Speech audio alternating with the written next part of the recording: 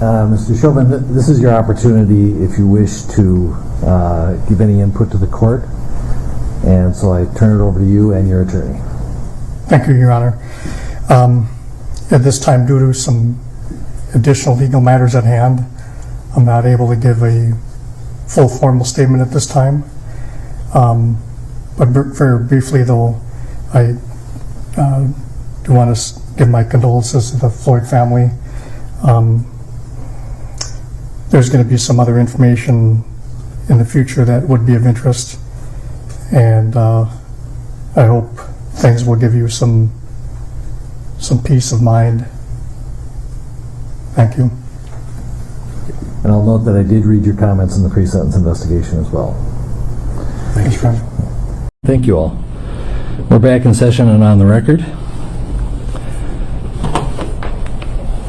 Well, first of all, I wanted to thank everybody for being here and for providing the input you did. Not just the people who were in the courtroom here, but also those who provided written statements, both from the Floyd family and the defendant's family.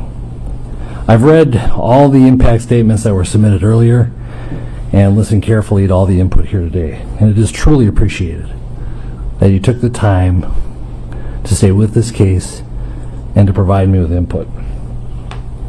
I have reviewed the pre-sentence investigation and carefully considered all the facts of the case and the law, but my comments are actually going to be very brief because most of it's going to be in writing. I have a 22-page memorandum that is going to be attached to the sentencing order. And why am I doing it in writing? To emphasize the fact that determining the appropriate sentence in any case, and in this case, is a legal analysis. It's applying the rule of law to the facts of an individual and specific case. And that is why, as opposed to trying to being profound here on the record, I prefer that you read the legal analysis that explains how I determined the sentence in this case.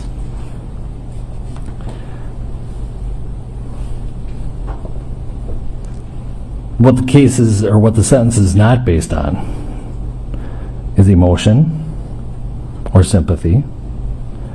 But at the same time, I want to acknowledge the deep and tremendous pain that all the families are feeling, especially the Floyd family. You have our sympathies.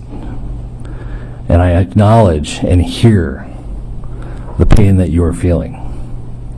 I acknowledge the pain not only of those in this courtroom, but the Floyd family who are outside this courtroom and other members of the community. It has been painful throughout Hennepin County, throughout the state of Minnesota, and even the country.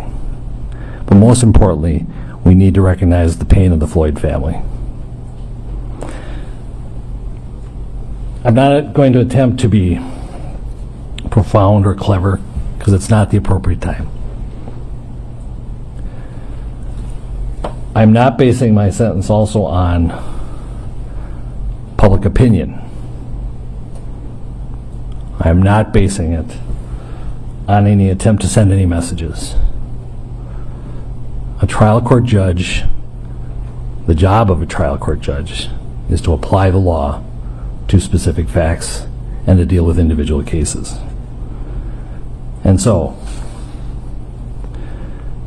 Mr. Chauvin, as to count 1, based on the verdict of the jury finding you guilty of unintentional second-degree murder while committing a felony under Minnesota Statute 609.19 subdivision 2 paren 1, it is the judgment of the court that you now stand convicted of that offense. Pursuant to Minnesota Statute section 609.04, counts 2 and 3 will remain unadjudicated as they are lesser offenses of count 1. As sentenced for count 1, the court commits you to the custody of the Commissioner of Corrections for a period of 270 months. That's 270. That is a 10-year addition to the presumptive sentence of 150 months. This is based on your abuse of a position of trust and authority, and also the particular cruelty shown to George Floyd. You're granted credit for 199 days already served. Pay the mandatory surcharge of $78 to be paid from prison wages. You're prohibited from possessing firearms, ammunition, or explosives for the remainder of your life. Provide a DNA sample as required by law. Register as a predatory offender as required by law. And then you will receive a copy of the order and also the attached memorandum explaining the court's analysis. Anything further from the state? If this needs to be said, we just ask that it be executed forthwith. Defendant is remanded to the custody of the sheriff to be transported back to the DOC or whichever custody is currently holding him. Anything for the defense? No, Your Honor. All right. Thank you. We are adjourned.